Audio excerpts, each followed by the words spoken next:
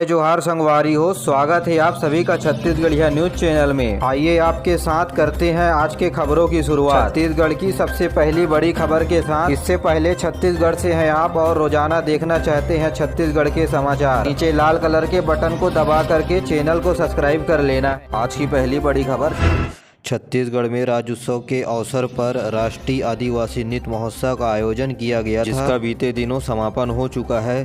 तो वहीं लोगों की मांग पर मुख्यमंत्री भूपेश बघेल ने 6 नवंबर तक राज्योत्सव विकास प्रदर्शनी मेला एवं फूड जोन की प्रदर्शनी को 3 दिनों के लिए बढ़ा दिया गया है। साइंस कॉलेज मैदान में आयोजित विभागीय विकासी प्रदर्शनी को देखने व मेला एवं फूड जोन का आनंद 6 नवम्बर तक छत्तीसगढ़ वासी समेत पूरे देश के लोग आनंद ले सकेंगे। आपको बता दें कि राज्योत्सव के अवसर पर राज्य शासन के द्वारा 21 विभागों के स्टॉल लगाए गए हैं। तो वहीं शिल्प ग्राम के 40 स्टॉल, फूड जोन के 24 स्टॉल लगाए गए हैं। साथ ही 40 व्यावसायिक स्टॉल भी बनाए गए हैं। साथ ही मुख्यमंत्री भूपेश बघेल ने प्रदेशवासियों को देवउठनी एकादशी तुलसी विवाह की बधाई और शुभकामनाएं दी है। ने अपने शुभकामना संदेश में कहा कि एकादशी का शुभ दिन मंगलकारी माना गया है। इसे छत्तीसगढ़ में बहुत उत्साह और उमंग के साथ मनाया जाता है। हिंदुओं में इसी दिन से सारे मांगलिक कार्यों की शुरुआत की जाती है।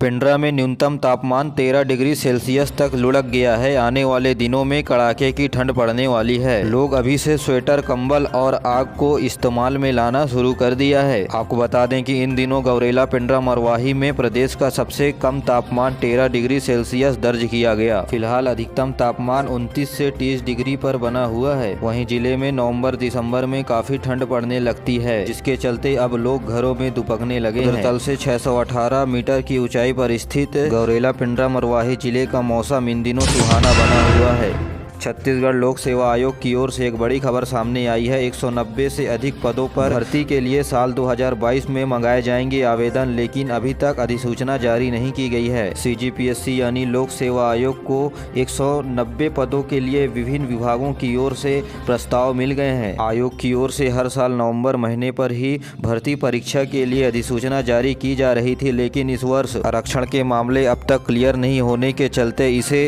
1 महीने और बढ़ा दिया गया है। PSC अभी तक तय नहीं कर पा रही है कि भर्ती परीक्षा किस फार्मूले से आयोजित कराया जाए। फिलहाल यह तय कर दिया गया है कि नई भर्ती के लिए सूचना इस महीने जारी नहीं होगी। अफसरों का कहना है कि भर्ती प्रक्रिया के लिए राज्य सरकार से निर्देश मांगे गए हैं, लेकिन अब तक इस पर कोई प्रक्रिया सामने नहीं आई है। प्रारंभिक और मुख्य परीक्षा की तारीख भी अभी तक तय नहीं हो पाई है।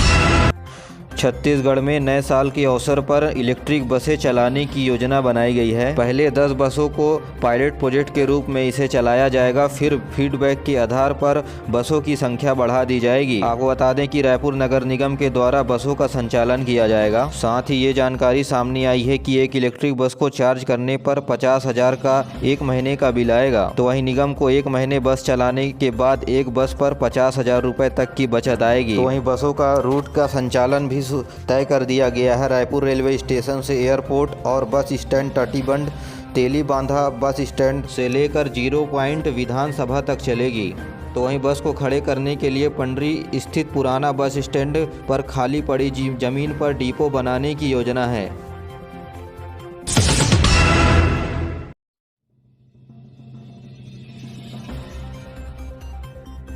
इलाज और दवा के खर्च को शून्य करने की तैयारी राज्य सरकार की ओर से की जा रही है। छत्तीसगढ़ में मिलेगा लाभ। प्रदेश सरकार यूनिवर्सल हेल्थ स्कीम लागू करने की योजना बना रही है। प्रदेश की अब तक 1 करोड़ 59 लाख लोग आयुष्मान कार्ड योजना और डॉक्टर खूबचंद बघेल स्वास्थ्य सहायता योजना कार्ड से जुड़ चुके हैं। साथ ही यूनिवर्सल हेल्थ स्कीम में अब 3 करोड़ लोग कवर किए जाएंगे। इसी तरह प्रदेश के किसी भी नागरिक को इलाज, जांच और दवा के लिए एक भी पैसा खर्च करना नहीं होगा। इस योजना के तहत प्राइमरी, क्रिटिकल और सुपर स्पेशलिटी इलाज जैसे योजनाओं में शामिल किए जाएंगे। यानी मामूली रोग से लेकर kidney, heart, brain, liver fail जैसे गंभीर बीमारियों का भी इलाज किया जाएगा। और इस योजना के तहत अब लोगों को पैसे नहीं लगेंगे। राज्य सरकार ने धान खरीदी के लिए आज से 2 दिवसीय धान खरीदी पूर्व अभियान शुरू किया है। इसके सफल होने के बाद धान खरीदी निर्धारित तिथि से की जाएगी। गौरतलब है कि राज्य सरकार ने न्यूनतम समर्थन मूल्य पर 110 लाख मीट्रिक टन इस साल धान खरीदने का लक्ष्य रखा है। भर्ती रैली के लिए 31 अक्टूबर तक किए जाएंगे आवेदन। रोजगार कार्यालय दुर्ग में किया जा सकता है आवेदन। यहाँ भारतीय थल सेना की अग्निवीरों एवं नर्सिंग असिस्टेंट की भर्ती की रैली 1 से 13 दिसंबर के मध्य आयोजित है। भर्ती रैली का आयोजन पंडित रविशंकर शुक्ल स्टेडियम दुर्ग में किया जाएगा। अग्निवीर भर्ती रैली का आयोजन पूर्व 1 सप्ताह का निःशुल्क शारीरिक दक्षता परीक्षण जिले के 3 विकास खंडों में दिया जाएगा। अधिकारियों ने बताया कि इच्छुक आवेदकों के द्वारा आवेदन आमंत्रित किया गया है। इस परीक्षण में केवल आवेदक ही भाग ले सकते हैं। इंडियन आर्मी के वेबसाइट पर ऑनलाइन आवेदन किया हो। आवेदन पत्र के साथ पावती संलग्न करना अनिवार्य है। अतः इच्छुक आवेदक 31 अक्टूबर तक अपना आवेदन डाक के माध्यम अथवा स्वयं उपस्थित होकर जिला रोजगार स्वरोजगार मार्गदर्शन केंद्र मालवीय नगर चौक दुर्ग में जमा करा सकते हैं।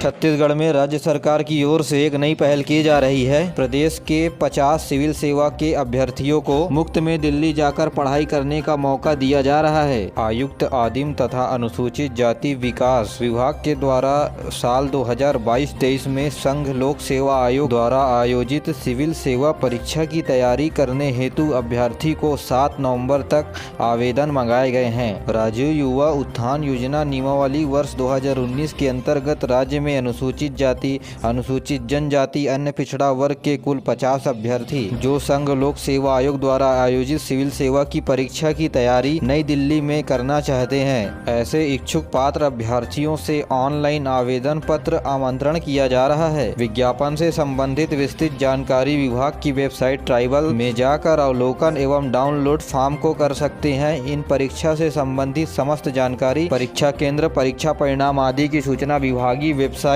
tribal.cg.in पर जाकर प्राप्त कर सकते हैं। भूपेश बघेल सरकार ने प्रदेश के संविदा और अनियमित कर्मचारियों को नियमित करने की तैयारी में है। शासन स्तर पर इसकी प्रक्रिया शुरू हो गई है। सामान्य प्रशासन विभाग ने 30 सितंबर को सभी विभागों को पत्र लिखकर सभी प्रकार के आवेदन आमंत्रित किए हैं। पूरा डेटा मिलने के बाद वित्त विभाग तुरंत आकलन करेगा। अगर नियमित करने का फैसला लिया जाता है तो इसके लिए शासन कितना वित्तीय भार आएगा। हालांकि सूत्रों के मुताबिक 45,000 कर्मचारियों को नियमित करने पर शासन को 700 से 800 करोड़ रुपए का सालाना राज्य के बजट पर भार आएगा। मुख्यमंत्री भूपेश बघेल आज 1 नवंबर को गरिमामय समारोह में 3 दिवसीय राष्ट्रीय आदिवासी नृत्य महोत्सव और राज्योत्सव का उद्घाटन करेंगे। राज्योत्सव का कार्यक्रम आज सुबह 11 बजे से साइंस कॉलेज रायपुर के मैदान में होगा। इस दौरान 3 दिनों तक चलने वाले राष्ट्रीय आदिवासी नृत्य महोत्सव में 14 देशों के करीब 1500 प्रतिभागी शामिल होंगे। कार्यक्रम के उद्घाटन के दौरान विशिष्ट अतिथि के रूप में गृह मंत्री ताम्रध्वज साहू, स्वास्थ्य मंत्री टी.एस. सिंहदेव, कृषि मंत्री रविन्द्र चौबे, स्कूल शिक्षा मंत्री प्रेमसाय सिंह टेकाम समेत सभी विभाग के मंत्री शामिल होंगे। इसी दौरान राज्यपाल अनुसुईया उइके आज शाम 7 बजे राजधानी रायपुर के साइंस कॉलेज मैदान में अलंकरण समारोह में शामिल होंगे। इस दौरान राष्ट्रीय आदिवासी नृत्य महोत्सव के मुख्य अतिथि होंगे। अलंकरण समारोह के द्वारा राज्यपाल के हाथों में छत्तीसगढ़ के 33 कलाकारों और ख्याति प्राप्त लोगों को अलंकरण समारोह के दौरान पुरस्कार दिया जाएगा। 33 श्रेणियों में कुल 35 लोगों को अलंकरण समारोह के दौरान पुरस्कार दिया जाना है। सर्बिया, इंडोनेशिया और मालदीव के नर्तक दल राष्ट्रीय आदिवासी नृत्य महोत्सव में शामिल होने के लिए राजधानी पहुंच चुके हैं। छत्तीसगढ़ के वन विभाग में बड़ा फेरबदल किया गया है। 3 APCCF सहित 30 अधिकारियों का तबादला किया गया है। गढ़वीर धम्बसील को इंद्रावती टाइगर रिजर्व की अतिरिक्त जिम्मेदारी सौंपी गई है। इस फेरबदल की जद पर मुख्यालय से लेकर मैदानी इलाकों पर तैनात अधिकारी तक आए हैं। आज के लिए बस इतना ही। वीडियो पसंद आए तो वीडियो को लाइक करें, चैनल को सब्सक्राइब करें और अपने दोस्तों के साथ जरूर शेयर करिए। दीजिए मुझे इजाज़त, मिलते अगले वीडियो में, तब तक के लिए।